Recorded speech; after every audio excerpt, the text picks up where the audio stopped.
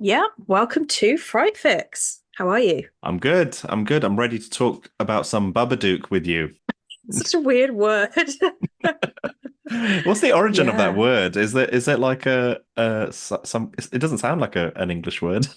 I have no idea, but there's a specific word, and I can't remember what it is, for words that sound really satisfying. And this is one of those, like the syllables and the ba duke is really nice, It's kind of and musical weird. almost. Yeah. Um, Babadook. but it's not a name that you'd forget. And if you say, "Oh, have you seen the Babadook?" you would go, "Oh, which one's that?" because Yeah. it's very unique.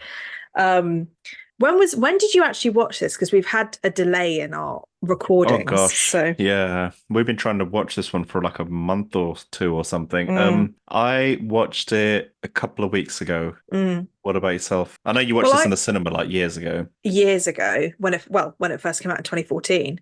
But yeah, it was an interesting second watch. But I'd really like you to go first because this is your first experience with the Babadook. Yeah, I mean, just initial thoughts before we kind of get into the deep and meaningful of it. I didn't know what to expect with this film because I purposefully did not read up on anything. To be honest, I'm doing that more and more with whenever we do any of these reviews. I don't read up on the movie or anything. Mm, And I don't think I'd have even heard of Babadook before, to be honest. I mean, visually, I thought it was pretty good. It seemed like it was quality, and I mean, I actually found some bits in the film quite scary, like it's quite mm. unnerving. And I mean, I think that there'll be one takeaway from this film overall, but we'll get to that later on. But yeah, I found it actually to be quite scary and unnerving. What about yourself? I definitely feel like this is more of a psychological horror than it is. I mean, it's got all elements, but so much of it is about the relationship between Amelia, the mum, and Samuel, the son. Mm, And yes. it's one of those horror films that I think is very stripped down to its core principles of Yeah. you explore a character or a few characters, you develop them throughout the film, you add in complexities to their backstories and the way that they interact with each other, and it's very much about relationships plus then the scary thing, which in this case is the Mm, Babadook. And yes.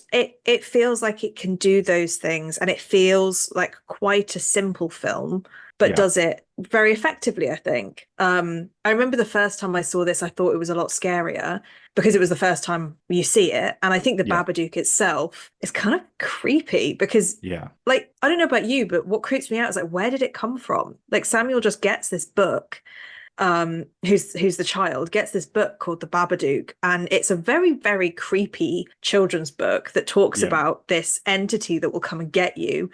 And the further in you read, you realize that like it's not a children's book. This is really scary. And then it just kind of becomes real. I don't know, and I don't know what the origins of it is, and it's just very like ambiguous. Yeah, it's like this kind of imagine a child having like the Hungry Hungry Caterpillar book in their room, but it's not the Hungry Caterpillar, it's like this demon Babadook or whatever. But Yeah. it's written like a children's fairy tale or a children's kind of like once upon a time the Babadook came and killed Yeah. everybody. It's that kind of Yeah. Yeah. yeah, and I mean even just the way the so I thought the movie was called Babadook or Babadook or whatever, but then in the film the characters call it the Babadook Dook, or Duk the duk. Babadook or something. It's pronounced Yeah. really weird in a weird kind of way that I wasn't expecting, and that kind of made it even more creepier when things are said in a different accent. It adds to the creepiness because it's Yeah. an And Australian film or a New Zealand. It's an Australian film, I think, isn't it? Australian Yeah. film, yeah.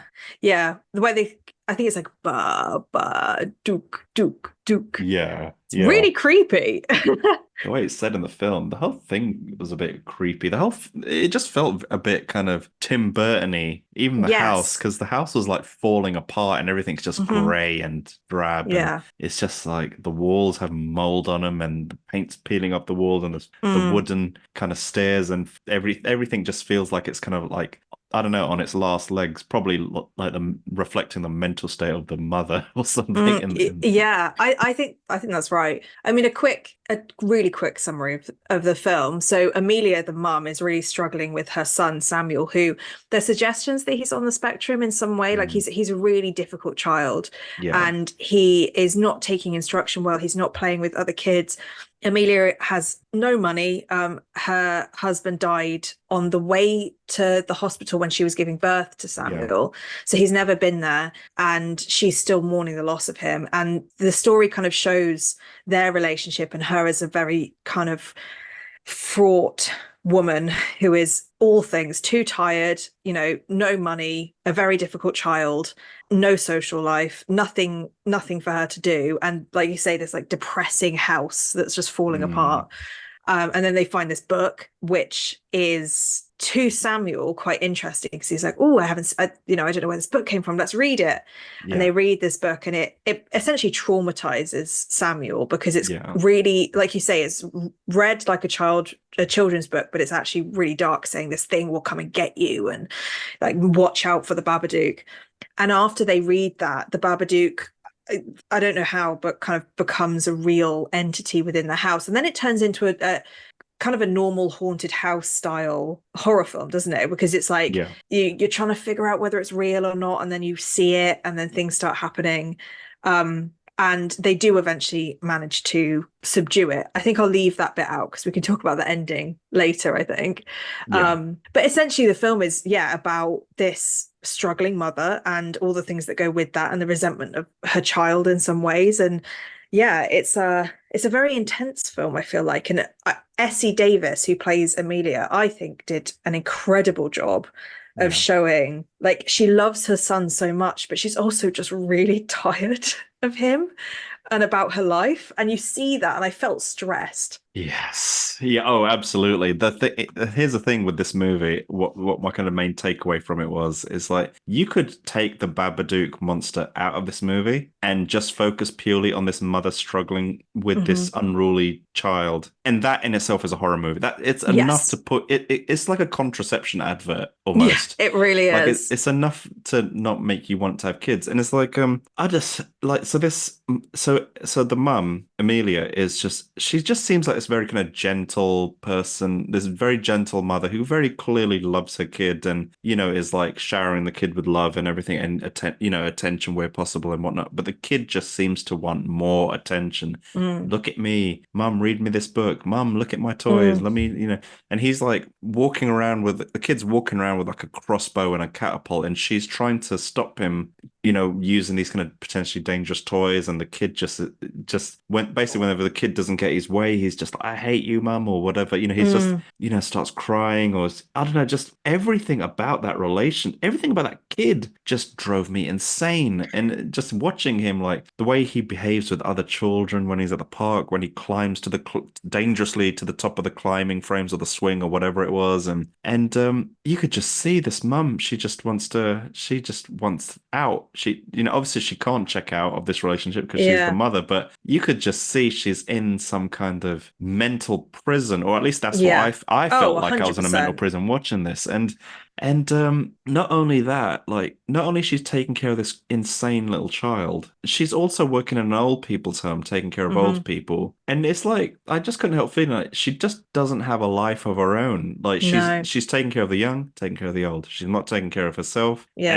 And it's like she's in this mental prison. And then I think later on in the movie, she's like physically bound, isn't she? She's like tied Hmm. up. And I was thinking like not only is she in a mental prison, now she's in a physical prison. Yeah. And it's like Yeah. and it's and I think the bit that was the last straw for me personally was I think she's finally managed to find a moment to herself. She's in bed, and I think Oh, she yeah. starts pleasuring herself or something Yeah. because I think she just wants an escape, and I get it. Yeah. Like, I was when she was doing that, I was like, "You go, girl, You go go, for it, girl. Yeah, knock yourself 100%. out. Yeah, have this time to yourself."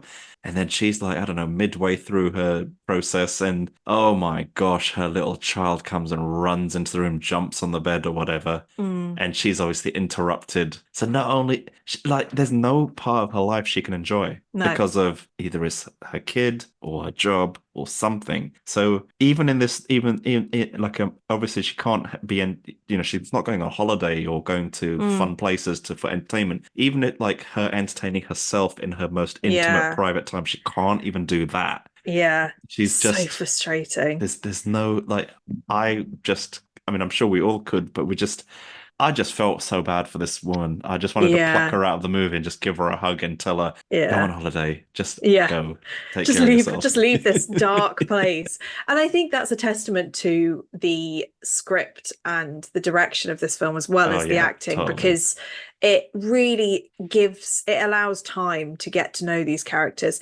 And like the kid Noah Wiseman who plays Samuel, he is incredible at making us hate him at the beginning. Like if you think about it, this is a Yes. child actor who Yes. really has nailed down, like you just want to scream at this kid.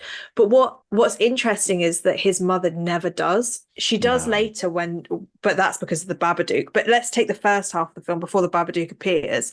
She is like a saint. Like anybody else, I Yeah. think, would have cracked before then. And it Yeah. really shows how, like you said, her version of parenting is very gentle, it's very calm, and it's very loving.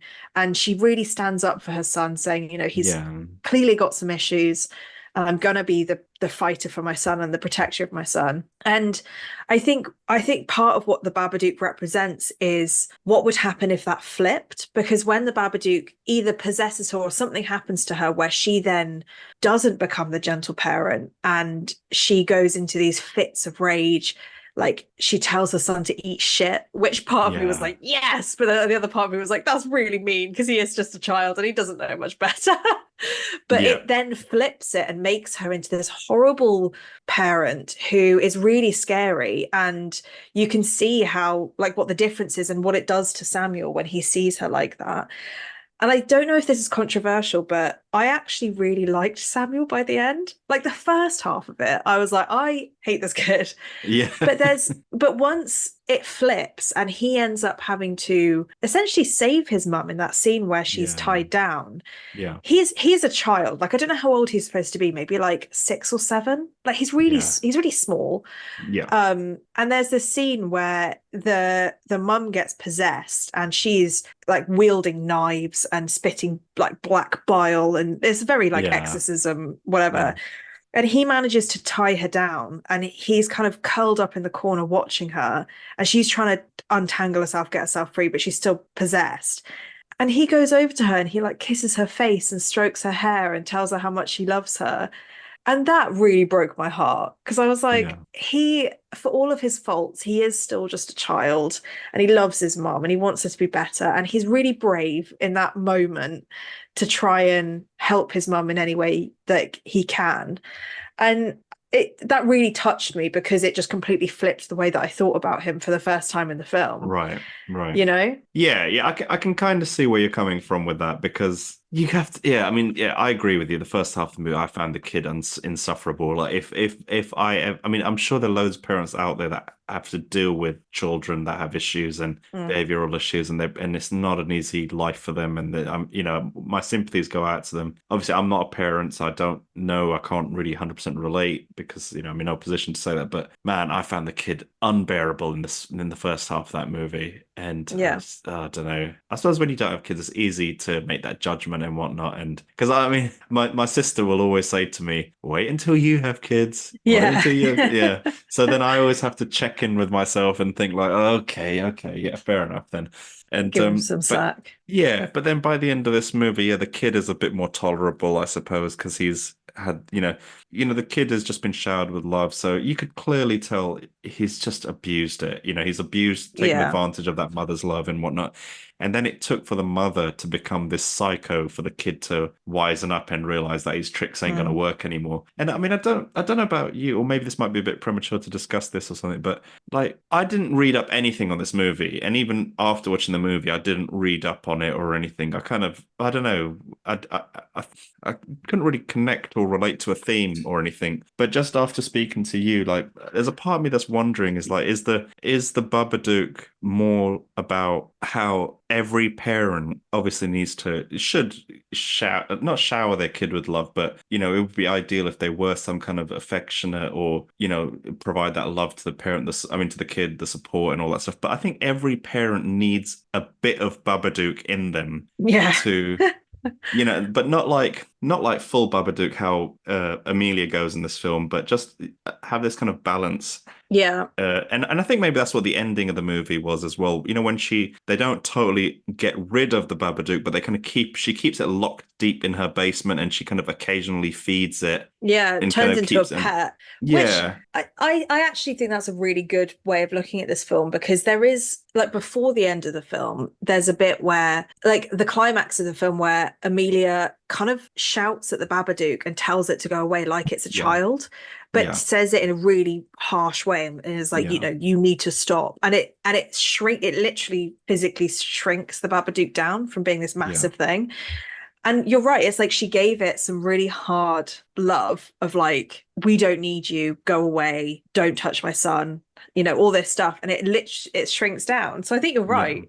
It obviously, like you say, you don't want to be like a possessed woman telling your son to No. eat shit. But when you do need that kind of hard love, it's good to have a balance to it. Yeah, having that, I think every parent, I mean, no one teaches you to be a parent. You just kind of figure it out as you go along, I suppose. But yeah, I think having control of that disciplinary side and the love side. And I think it's just like keeping your inner Babadook in check, or like kind of knowing when to bring a little bit of it out to make sure because kids will always take advantage of the parents. It's just what kids do. They just push their parents' buttons, or they find which buttons to push, and I think it's just as a parent you got to somehow be a step ahead of your kid and somehow kind of like keep them in check, but just also have some allow rules. them to allow them to flourish and whatnot. But I think the whole thing is, I mean, I could be wrong. I'd be eager to hear if you know anything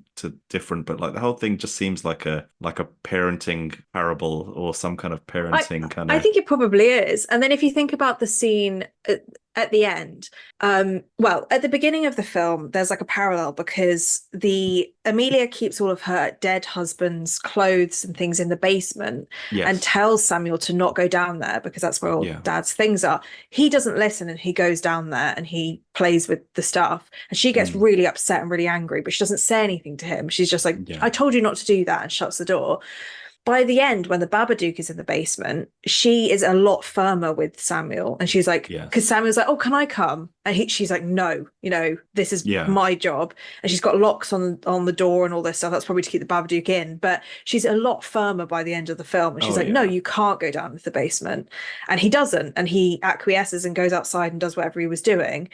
So it's like you see the difference in the character at the beginning of the film as a mother to the end of the film, using the same thing of like the rule of not going into the basement is very different because of what she's probably learned throughout the film. Yeah, 100%. You kind of see her balancing that both of the sides a bit better by the end of it, because she's not that by the end of the movie she's no longer a pushover, or she doesn't kind of just like bend and buckle to whatever the kid does, and each and every whim. She kind of, it becomes her own person and establishes her own boundaries a bit clearer with the child. And I mean, the ending of it is so unexpected, isn't it? Like I don't think we'll ever see another, like the fact that they keep the Babadook in the basement and they feed it like it's a pet. Like you'd never see that in a different film. No, it reminded me of Shaun of the Dead, like the end of there where Shaun can't bring himself to kill his best mate, so he just keeps the zombie friend at the back and feeds him water. That's so what it reminded me of. I mean, I don't know which movie came first. Actually, I think Shaun of the Dead predates this by like about 10 years or something, but that's what it reminded me of. But it's so unique, isn't it? Like it's not something that we'll probably see again in a horror film. And you think, why not? Why not keep the Babadook in your basement and feed it worms? Like, does the Babadook, is this like just made for this movie, or is it like a cult? I mean, is this like an urban legend or something? Or I think it was just made for this. Okay. I think so. I haven't seen it anywhere else, but I could be wrong. I think it's made for this film. In my head I just assumed it was some kind of urban legend or something. But okay. Well, I mean, it worked. I'm glad. Will I watch this again? Probably not, but I'm glad you suggested the film, because I actually enjoyed it and liked it a lot more than I thought I would. And even going into it, I thought it was like, when I watched the first half of it, I just found it just unbearable. I think it's because of that kid. I think it's a testament. I think it was supposed to be unbearable. Like we're supposed to be like, when is it going to end? And then it does, and then it becomes crazy. Yeah, it really does make you feel like you're living that kind of tortured hell that the mother's going through, because you're not allowed to sleep. You can't. I think why I felt it more is like, I don't know if it was that week or the week before. Randomly, I think I had some nightmare or something, and randomly woke up at 3 in the morning. And the thing is, once I'm awake, I can't get back to Oh sleep. no. And then so I woke up at 3 in the morning, went then, waited until the sun rose or whatever, went back into work, and then that has a knock-on effect throughout Mm. like your whole week. And then I think there was a good few days where my sleep cycle had just gone out of sync. And then I watched this movie then when my sleep So cycle was out of your sync. nerves were already fraught because you're like, Yeah, yeah, yeah.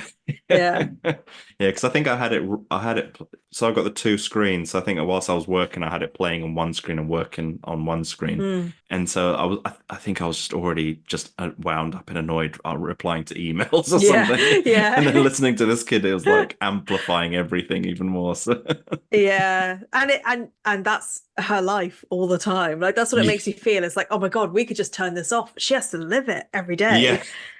It's yeah.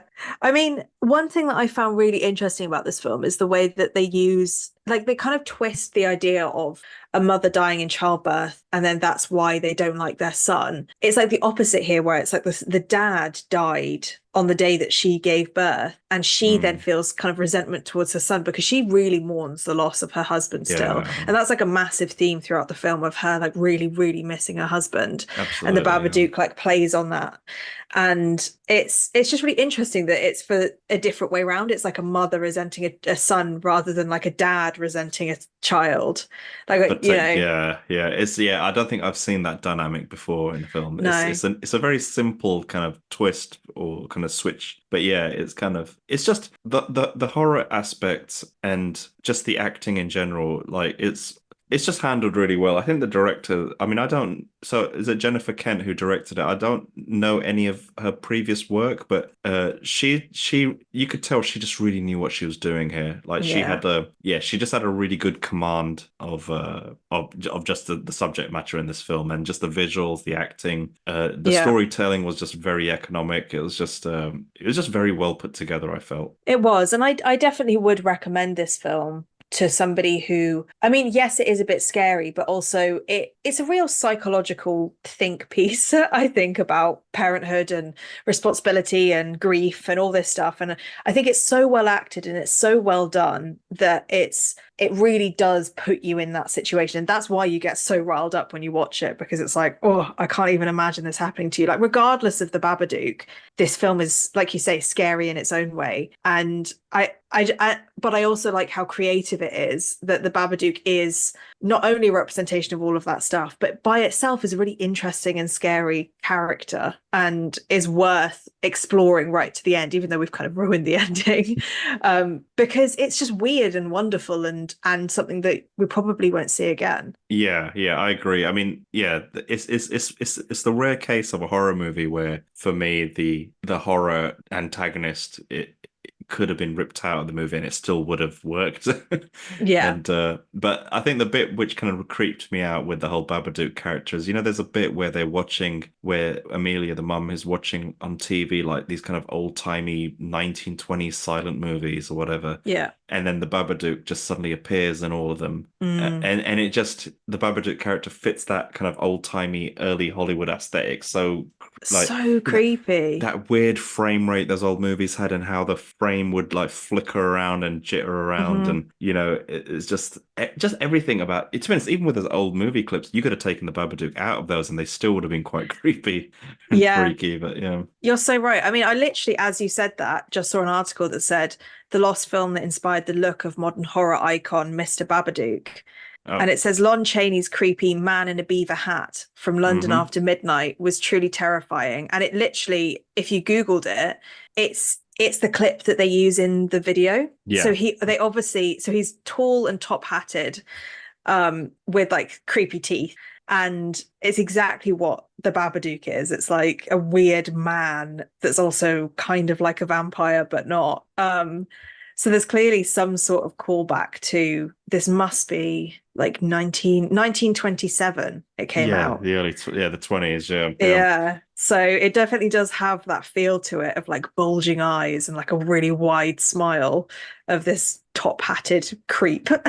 Yeah. That just that whole aesthetic is just really freaky, and it's used very effectively in this film, I thought. Yeah. And I do like that the Babadook, the drawings of it in the book are kind of like if I imagined a therapist asking a child to draw their nightmares, like that's what it would look like. It's like kind of a person, but kind of not. It's not overly disgusting. It's very humanoid, and there's nothing inherently bad about it, but it's just really off. Like the smile is too wide, the teeth are too pointy. It's like floating around the room or whatever. Oh, You could probably yeah. read a lot into that as like a child therapist. No, it's yeah, it really is the stuff that nightmares are made of, isn't it? Nightmares are made of, yeah. And I think that's sometimes what I miss in horror films is when there's a very creative boogeyman, you know? Like I get a Right. bit bored sometimes of like the generic horror films where it's like a ghost or a demon that's got horns or whatever. But when you come across a horror villain who is truly unique like this, it's just quite refreshing, I think, after seeing so many of quite similar things. Like even though I love films like Insidious and whatever, I would never say, "Whoa, they're so different. They're so unique in their horror elements." Like they pretty much all are demons. They pretty much all get possessed.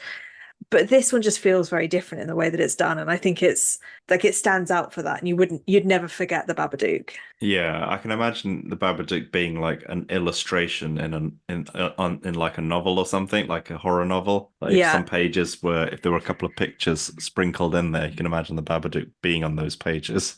yeah, for sure. And I mean, that's what I like about some of these films is that like sometimes it's not always the most horrific parts of the film that make you want to watch it. Sometimes it is just like the uniqueness of it or the character development or something else in it that makes it worth a watch.